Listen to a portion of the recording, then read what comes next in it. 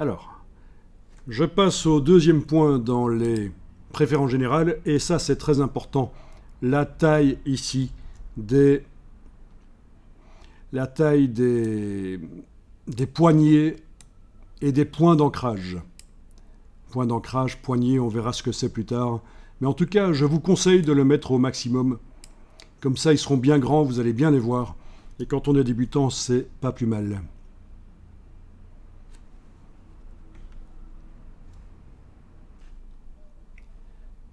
Ok, quelque chose qui peut être intéressant aussi à un certain moment, mais on ne va pas le toucher maintenant, c'est cette fonction sélection d'objets par tracé seulement. Un objet Illustrator, si on clique au centre de l'objet, là où il y a la couleur, normalement il se sélectionne. Mais parfois ça peut être intéressant d'enclencher ceci pour qu'il ne se sélectionne seulement si vous cliquez sur le bord de l'objet. Quand vous avez beaucoup d'objets à gérer, ça peut être intéressant.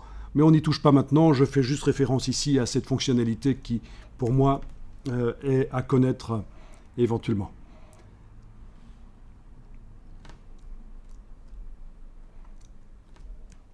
Au niveau des unités de mesure, on va aller jouer sur unité ici.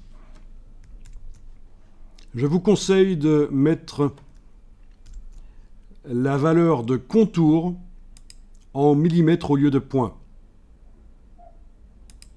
Vous avez général millimètre, je suppose. Mettez aussi contour millimètre. Donc ça veut dire que la taille, la dimension des objets sur la page seront indiquées en millimètres. Et si on met un contour, l'épaisseur du contour sera également indiquée en millimètres, donc c'est plus facile. Par contre, la police, ils ont indiqué ici type, petit problème de traduction dans le logiciel. Mais la police, la typographie, on va la garder en points parce que traditionnellement, la typo, ça se règle en points. Alors ce que je vous ai dit à propos des millimètres ici, c'est valable quand on démarre d'un document pour l'impression. Même si, vous allez voir, au final, ça n'empêche pas du tout qu'il soit exploitable sur smartphone, sur écran d'ordinateur. Ce que l'illustration qu'on fait sera tout à fait exploitable ailleurs. Mais... Donc bien sûr, si vous démarrez d'un modèle Illustrator pour le web, vous aurez intérêt à indiquer plutôt des pixels. Mais donc là, je vous demande de mettre pour le général et contour millimètres, c'est pas plus mal. Ici, vous avez module externe et disque de travail. Alors ça peut être intéressant.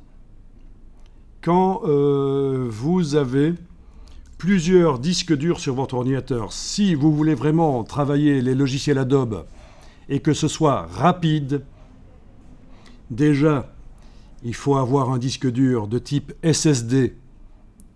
C'est plus rapide qu'un disque dur mécanique à l'ancienne, si possible. Mais en plus de ce disque dur qui contient votre système d'exploitation, les applications, vous pouvez avoir un autre disque dur sur le côté qui ne va pas vous servir nécessairement à mettre vos travaux. C'est intéressant d'avoir des disques durs supplémentaires pour mettre les travaux.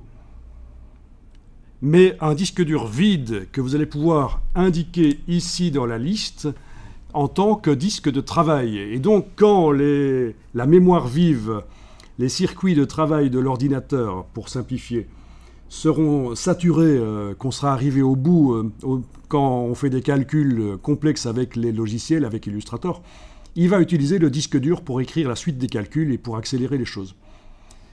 Donc ici, je n'ai qu'un seul disque dur connecté à cet ordinateur-ci, mais voilà, vous savez que c'est là que ça se passe si vous voulez éventuellement améliorer les performances de Illustrator. Il y a non seulement un ordinateur de type pro pour faire de la photo, pour faire du graphisme, pour faire de la 3D, pour jouer aussi. Un ordinateur de gamer est tout à fait approprié pour faire de l'infographie, bien sûr.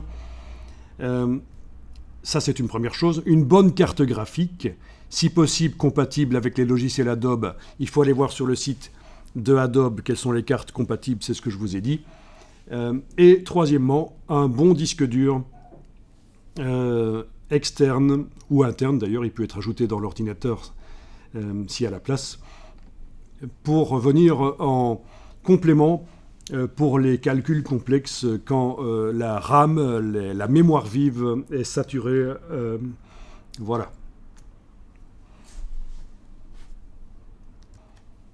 Alors j'en profite pour dire que si vous avez une clé USB connecté à l'ordinateur et il ne faut surtout pas considérer que c'est comme un disque dur externe et commencer dans les logiciels à faire fichier enregistrer sous et enregistrer les travaux sur la clé USB ou aller chercher, faire fichier ouvrir les travaux au départ de la clé USB. Une clé USB, ce n'est pas comme un disque dur, c'est juste un espace de stockage pour transférer des informations d'un ordinateur à l'autre ou d'un appareil à l'autre. Mais surtout, si vous travaillez sur la clé USB directement quand vous êtes dans le logiciel, ça ne va pas aller. Il vaut mieux enregistrer sur le disque dur interne de l'ordinateur ou sur un vrai disque dur connecté en externe, peu importe, mais un vrai disque dur. Et puis après, au besoin, vous transférez ces fichiers par le système d'exploitation, vous les transférez par Windows, vous les transférez sur la clé USB quand vous avez fini de travailler. Donc ça, c'est une erreur de débutant, parce qu'en fait, il n'y a pas de système de vérification d'écriture. Quand vous enregistrez directement sur la clé USB, vous pouvez avoir l'impression que le fichier a été bien écrit, qu'il est là, et en réalité, quand vous allez essayer de l'ouvrir par la suite, il va être corrompu, vous allez voir des messages qui vont vous dire que le fichier est illisible. Tout ça parce que, voilà, il n'y a pas de système de vérification d'écriture. Quand on enregistre directement du logiciel, que ce soit Illustrator, Photoshop, InDesign, peu importe, n'importe quel autre logiciel, même d'une autre marque que Adobe, voilà, ne faites jamais ça. C'est source de problèmes. Donc, vous voyez, je reviens un peu ici à sélection et affichage d'ancrage. En effet, magnétisme de points chez vous est coché et chez moi, il n'était pas coché. Je vais le cocher. Comme ça, je suis comme chez vous et on verra s'il faut aller le décocher par la suite. La seule chose que je vous avais dit ici, sinon, c'est ceci. Mais vous avez raison, si vous voyez que chez moi, il y a des choses différentes de chez vous, au niveau de ce qui est coché ou pas, vous avez raison de le dire. Alors, je continue ici dans les préférences performance. Voilà, c'est là que vous allez indiquer que vous utilisez la carte graphique Processor Unit, la carte graphique, pour faire les calculs de Illustrator. Ça va vraiment l'accélérer. Si vous avez une bonne carte graphique, voilà. Au niveau de la carte graphique, il est indiqué ici. Je suis sur un vieil ordinateur, hein, donc je suis sur un ordinateur qui date de 2013, ici, mais qui était une vraie bête de course en 2013, donc il reste tout à fait valable maintenant, malgré tout. Ça commence à bien faire, ça devient un peu limite quand même, mais bon. Tout ça pour dire que je ne suis pas avec un ordinateur dernière génération qui a coûté des milliers d'euros et que si je fais quelque chose, vous n'arriverez pas à le faire parce que vous n'avez pas un ordinateur aussi puissant. Donc 2013 ici, l'ordinateur que j'ai. Et donc voilà, il y a deux cartes graphiques et elles sont visiblement compatibles avec Adobe. Voilà. Alors, quand on est un peu plus habitué à Illustrator, vous allez voir que parfois, certains calculs se font pas bien avec la carte graphique et on est obligé d'aller désenclencher les choses et d'utiliser uniquement le processeur central de l'ordinateur, ce qu'on appelle le CPU, le Central Processor Unit. Mais là, pour l'instant, à ce stade-ci, vous n'avez pas besoin de le savoir nécessairement. C'est juste qu'il y a parfois des choses bizarres, des choses qui rarement se font mieux sans passer par la carte graphique. Ok, au niveau de la gestion des fichiers, on y reviendra. Il y a notamment quelque chose d'important, c'est ceci.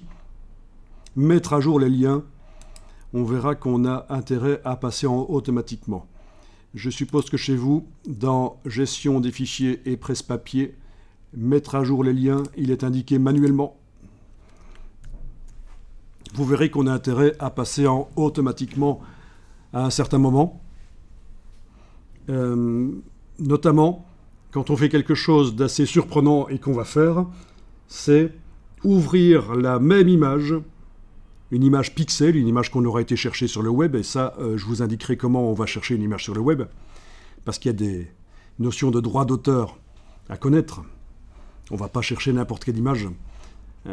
Donc quand on va chercher une image pixel sur le web, on peut l'ouvrir parallèlement, en même temps, dans Photoshop et dans Illustrator.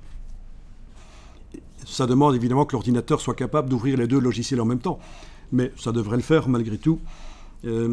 Et on travaille l'image en même temps dans Photoshop et Illustrator, et c'est ce qu'on appelle de la vectorisation. Vous allez voir, c'est vraiment quelque chose d'assez intéressant d'appeler Photoshop en renfort de Illustrator, qui pour la vectorisation n'a pas toujours assez de paramètres et d'outils. On peut travailler dans Photoshop en même temps. Et c'est là que ce sera important que la mise à jour des liens se fasse de manière automatique. On ira enclencher ça à ce moment-là. Alors autre chose, vous devriez voir ici, donc toujours dans gestion des fichiers, que Illustrator va enregistrer tout seul le fichier toutes les... Qu'est-ce qu'il est indiqué chez vous? 2 minutes aussi. Voilà, donc toutes les 2 minutes, il va, sans que vous le voyez, enregistrer. Ça veut dire que si le logiciel plante à un certain moment, quand vous allez relancer le logiciel, vous allez retrouver votre travail avec maximum 2 minutes de travail perdu.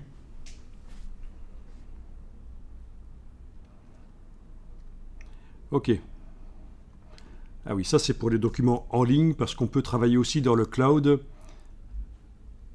Mais on ne va pas le faire, on va travailler en local, on va enregistrer les fichiers sur l'ordinateur, pas dans le cloud.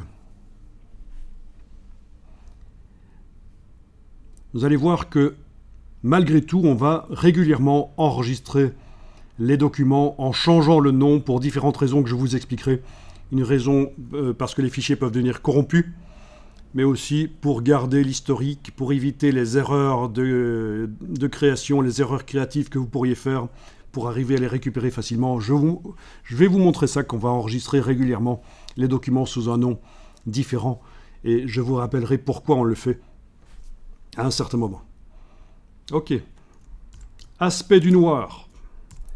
Aspect du noir est une notion intéressante parce qu'il faut savoir que quand on imprime chez un imprimeur avec sa machine offset, donc un imprimeur professionnel, je ne parle pas d'un copy service, il utilise des encres qui sont économiques, elles sont peu coûteuses, elles ne sont pas extrêmement performantes. Et le noir apparaît, comme on le voit ici, un peu, c'est du gris foncé en fait. C'est pas du vrai noir profond chez l'imprimeur. Alors que ce qu'on voudrait, c'est comme on voit ici à droite, c'est du noir intense. Comment on peut l'obtenir sur un écran? Un écran, absence de lumière, on a du noir intense. Quoique tout est relatif.